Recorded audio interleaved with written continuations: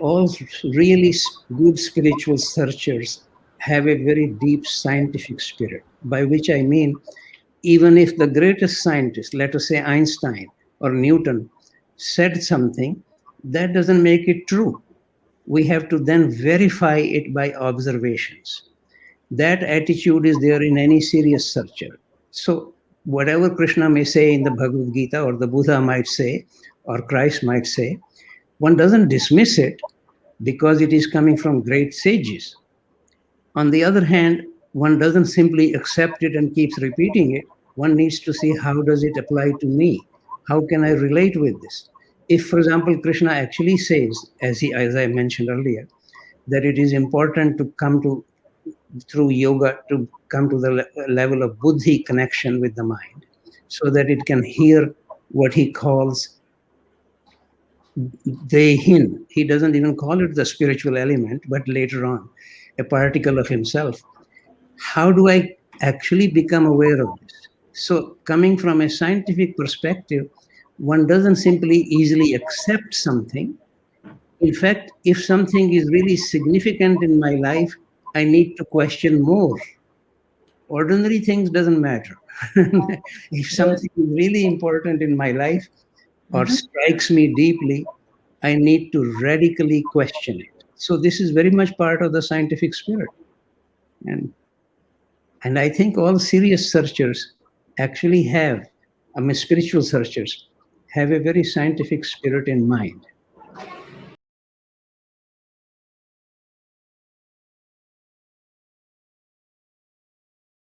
Well, one of the things which is very striking in the remarks of Krishna, at least as I understand them, that different people submit to different kind of practices or even to different kinds of gods or devas, but that ultimately they're all aiming towards him, Krishna says. So therefore, one of my interests has been very much to try to see, not just because there is a tendency in some religions, particularly more so in Roman Catholicism and Christianity, as if this is the only avenue to God or only avenue to truth. This is completely silly as far as I'm concerned. In every country and in every century, there have been a few wise people trying to see what is the truth.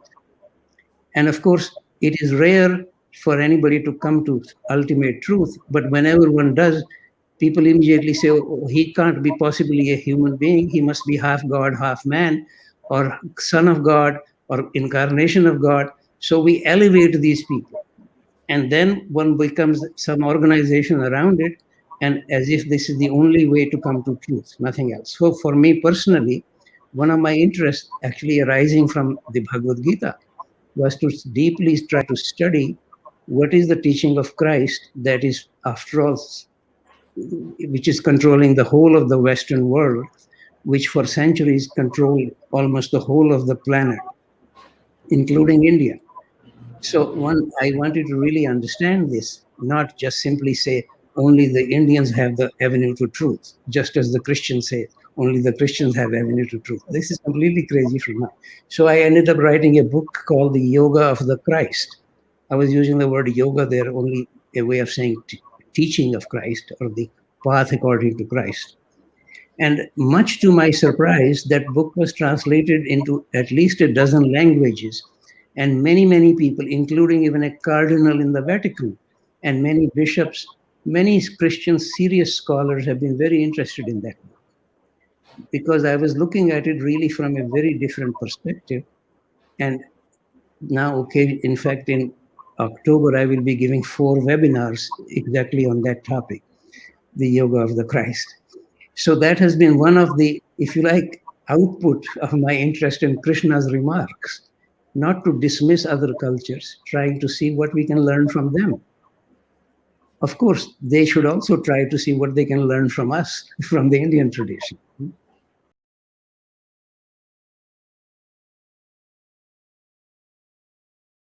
Well, this has been really, in a way, an issue in every culture throughout human history. For example, even in the Rig Veda, we have nearly 1,000 rishis, but only about a dozen rishikas, female rishis. And this is partly because I think women, they are the ones who produce children. Men can just go out doing whatever after a little bit of interaction. So I think women often get very busy with their family life, with children, home, etc. But that doesn't mean Krishna specifically refers to certain what he calls feminine qualities, including compassion and including wisdom. This is actually a fairly common idea in a way. But on the other hand, increasingly, there is an understanding. I don't think it's very much emphasized in the Bhagavad Gita.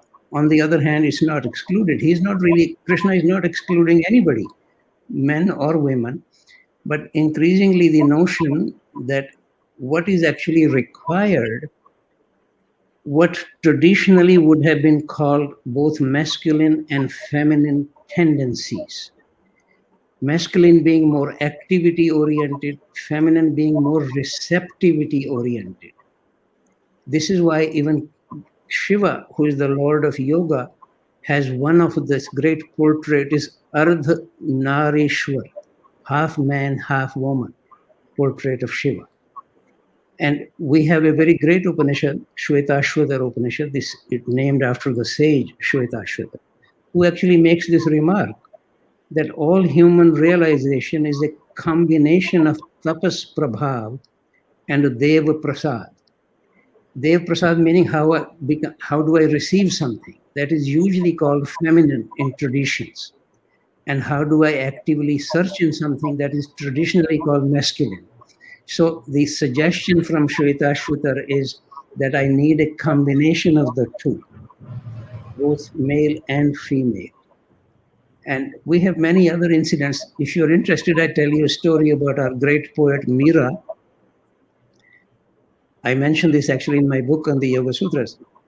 One yogi had come, this was a common practice, that they will come and stay outside the town and people will come and visit them and learn from them, etc.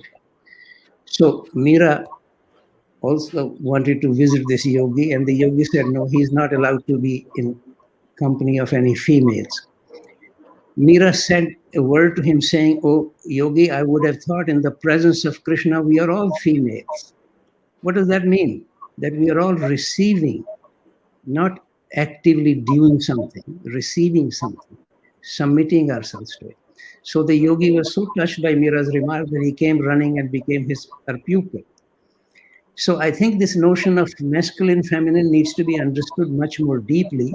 But the moment something becomes merely at a surface level, oh, then women can't do this, men should do this. This is not really, what is behind that is a call for both of us, whether we are men or women, to search for this very subtle combination of activity and receptivity.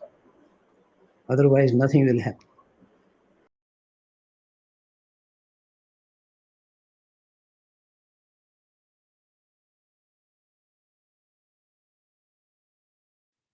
It was almost 73 years ago, when I was only 10 years old. My father, who was a very distinguished lawyer, was very interested in the Bhagavad Gita. And one morning, he read aloud the shloka, which is actually later on I discovered was the 19th shloka in the 7th chapter.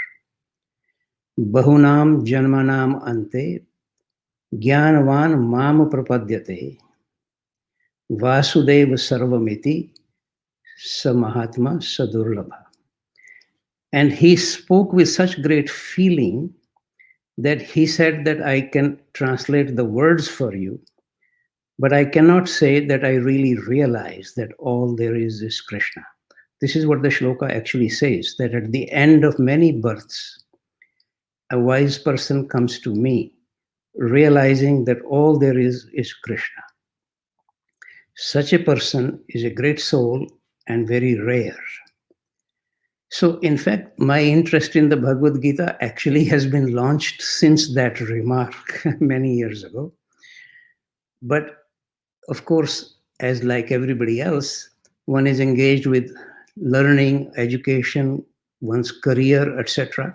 So it was only about 50 years ago when in Canada at Dalhousie University in Halifax, I was simultaneously professor of physics as well as of philosophy. This is when I became more seriously interested in studying the Bhagavad Gita. Now, that itself is about more than 50 years ago. So I have been engaged with this text for many years. And one of the things that one soon begins to realize right from the very beginning, that whatever action one undertakes corresponding to what I understand to be my dharma, my responsibility, sometimes it can lead into a crisis, as it did for Arjuna. And then really he turns to Krishna, and the response from Krishna can be in a way summarized really by saying that no action can be right until the actor is right. But what is the right actor? As far as I understand from the Bhagavad Gita, the right actor is one in whom buddhi, which is really a level of the mind higher than the usual ordinary mind called manas, in which the buddhi is awakened. And one of the characteristics of buddhi is that it is able to receive something from above itself. The element of Krishna, which has taken on my body and everybody else's body, as Krishna actually himself says, even an eternal portion of myself takes on the senses. So buddhi is able to be a little bit aware of that particle in the person and can therefore control manas, the ordinary mind, and the senses. Otherwise, the wrong action is the other way around, that the senses are driving the ordinary mind, which is therefore just more or less carrying out whatever the body wants, usually driven by fear and desire. So, but then in order to become the right actor, Krishna says that one has to practice or accomplish yoga. But in order to accomplish yoga, it is necessary to engage in a yajna, which is often translated as sacrifice, but it is really much more subtle than that. Every spiritual practice is a form of yajna, but it requires sacrificing my attachment to my usual level and be willing to learn something coming from a higher level, from the devas, the way Krishna would put it. So then if I can actually engage in yajna, then Krishna later on actually says that the highest yajna for a serious searcher is swadhyaya, self-study, self-inquiry, precisely because what is fundamentally suggested really by all the great teachers, in fact, by the Buddha as well as by Christ, and certainly by Krishna in the Bhagavad Gita repeatedly, and in the Yoga Sutras by Patanjali, that a fundamental and a radical transformation of the whole of my being is required. Essentially, how can I be free of me, my desires, my acquisitions, my enhancement, my earnings, my fame? How can I be free of this? And also the fear that accompanies this because I may not succeed. So self-study is absolutely the essential part of any kind of radical transformation. And Krishna very much emphasizes this. And then particularly the yoga that is really emphasized in the Bhagavad Gita, much to my surprise, hardly any yoga teachers ever seem to mention it. It's the yoga called Buddhi Yoga. 3 times in the Bhagavad Gita, in the beginning of his teaching, in the 2nd chapter, in the middle, which is in the 10th chapter, and at the end, in the 18th chapter. 3 times Krishna actually says to any serious searchers, I give them Buddhi Yoga. I wrote a paper on this many, many years ago, and it had a great deal of academic agitation. Later on, I discovered that many great sages in India, for example, Sri Anirvan, have also written a whole book on the Buddhi Yoga. So Buddhi Yoga has been actually recognized by people, but it is actually the central yoga taught by Krishna in the Bhagavad Gita. And all the other yogas, such as Karma Yoga, yoga of action, yoga of knowledge, yoga of love and devotion, or yoga of meditation, they are more or less subsets of Buddhi yoga. Just as a great conductor sometimes invites drums, sometimes strings, sometimes other form of music. So Buddhi yoga can invite Karma yoga or Jnana yoga or Bhakti yoga. But that Buddhi yoga is the central yoga that Krishna teaches. Much to my surprise, hardly any of the yoga teachers even refer to this. But the idea really is that the Buddhi can very much, if one is connected with Buddhi, which has the same root as the word Buddha, awareness, consciousness, but it's really an integrated intelligence, integration of my feeling as well as thought, which can then very much lead to a certain freedom from, as I said earlier, from my self-occupation, my advancement, or generally me. And what is the ultimate aim that Krishna proposes? To really come to Madbhav, he says, which is his own level of being, which is, of course, an extremely large enterprise. It's an undertaking for many lifetimes, because this is not easy to come to the level of Krishna's level. But this is the call on the other hand, very much. In fact, this is really the call in the whole of the Indian tradition. Even Yajnavalkya in the Brihadaranyaka Upanishad actually says, Aham Brahmasmi, I am Brahma. And then Tat Tvam Asi, you are also Brahma. This is the call for everybody. But it's a serious undertaking and a journey many lifetimes. In fact, one of the remarks of Krishna, which I repeatedly come back to, is the 30th shloka in the 3rd chapter. Mai sarvani karmani sanyasya adhyatma chetasa nirash nirmama bhutva yudhyasva vigat jora.